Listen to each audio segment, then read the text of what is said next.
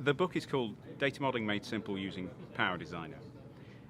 It's taken from the second edition of a book called Data Modeling Made Simple by Steve Hoberman, which is aimed at people who don't know what data modeling is. They want to understand why they might want to do data models.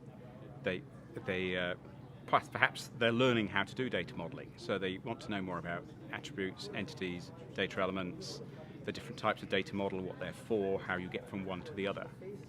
And that book describes that very well, and it sells a lot of copies.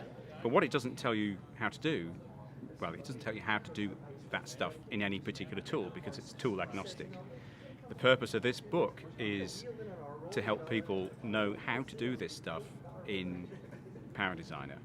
So it's aimed at people who are novices to data modeling, people who already know about data modeling. They don't want to read Steve's stuff anyway, but what they're really interested in is, how do I do this in PowerDesigner?